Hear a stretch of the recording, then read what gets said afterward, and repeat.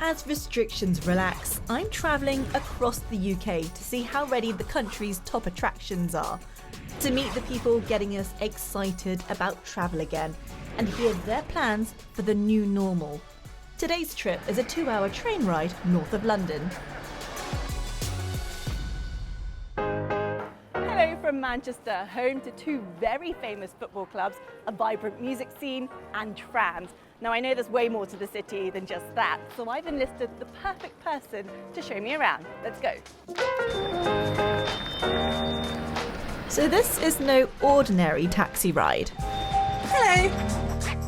And I've organised the weather for you today as well. Not that I needed to, because it's always sunny in Manchester. So if you book with you, there is guaranteed sunshine. Guaranteed sunshine. Okay, good to know. Yeah. Try it here. John runs city tours in his all-electric taxi, followed by afternoon tea in his cab. He came up with the concept as a way to supplement his income during lockdown. My three most popular tours are football, music and Coronation Street.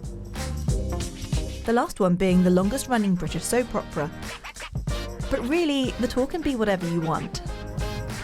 So I've asked for a route that traces the history of the city to see how it shaped the Manchester that we know today. I won't spoil the tour, but the city's been a hotbed of innovative thinkers. It's where the suffragettes movement was born. It's where the Duke of Bridgewater brought canals, which cut the price of coal in half, spurring Manchester to be the world's first industrial city. And it's where Karl Marx formed his ideas for the Communist Manifesto, at this very spot, which happens to be in the world's oldest English-speaking library. Even people from Manchester don't realise that you can come in here and actually soak up the atmosphere, isn't it? So it's definitely worth booking an appointment and coming here.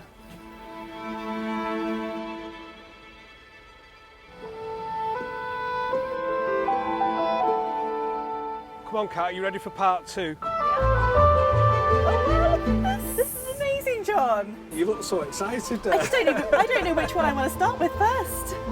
So how did this all come about? I was thinking about how I could do something different. Maybe people were nervous about being in crowds or being in places where there was a lot of people. That the afternoon tea taxi tour would be ideal because you're all encapsulated in the back of the taxi. It's proved really popular. I have to pinch myself sometimes. Because how was it as a taxi driver during lockdown? It's really, really difficult. And as a tour guide as well, there was no tourists. And it's just starting to come back again now as the restrictions start to end. So you think this is something you're going to continue then? I'm definitely going to continue it, yeah. Before the pandemic, Manchester was the third most visited city in the UK after London and Edinburgh by international visitors. And one huge draw is its iconic music scene. Famous bands to have come out of Manchester. Stone Roses. Oasis. The Smiths. Simply Red. Elbow. Okay, not had Elbow. Oh, really? But to find the bands of tomorrow, the Northern Quarter is where to go. It's home to some of the city's liveliest music venues. It's also considered one of the more vibrant and independent neighbourhoods in the region, and very easy to get sidetracked in. Nestled amongst the bars is Afflecks Palace, a shopping emporium that's been home to independent traders for the past 40 years.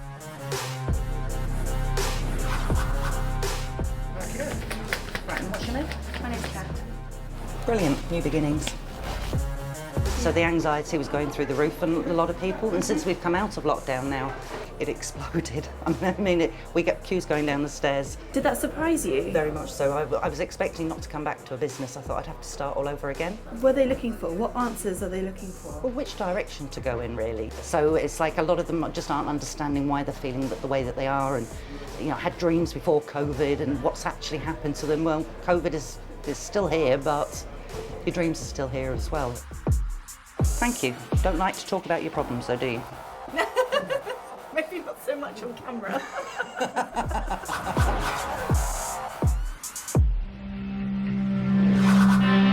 Well, after that slight detour, I'm finally at Night and Day Cafe. Doing sound checks. Over the years, it's gained legendary status for showcasing big-named bands in their early days. What was it like to suddenly play in front of a live audience again? Kind of strange at first, wasn't it? But yeah, it was quite. I remember being really nervous. We're going to check the drums. I was like, oh my god, I don't know what to do because I'm not on my living room floor, like pretending I can play a synthesizer to Facebook followers. yeah, it was really good to see regular fans and regular people, and it's a really big part of our social life as well, isn't it, I suppose? Yeah.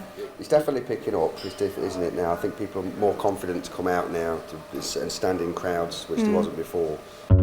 And it's that return of confidence in people that's breathing life back into venues like this.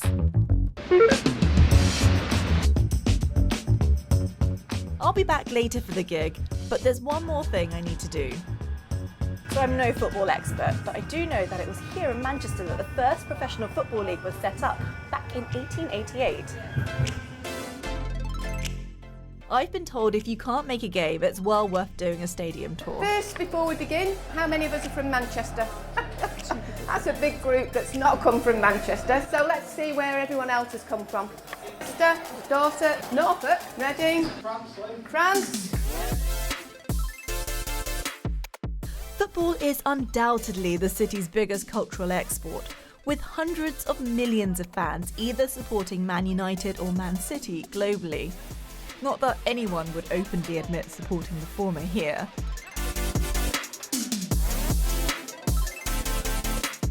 Is this the best bit so far? Go on then, which is your favourite one? Okay. They just got all the kids to line up at the top of the tunnel and walk out through to pitch side. It was so cute. You've just walked through the tunnel? Yeah. How was it?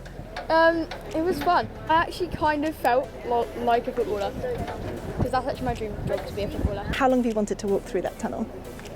9 years almost. 9 years? Yeah. Because it's your birthday, right? Yeah, it's my birthday on Monday. Okay, so is this the best birthday present? Probably, yeah. Best birthday present I've ever had by a mile. Mum, don't cry.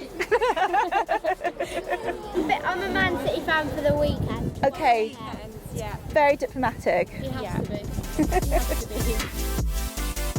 Time to get back to see the gig, as it wouldn't be a complete day in Manchester if you didn't experience some of its famous nightlife.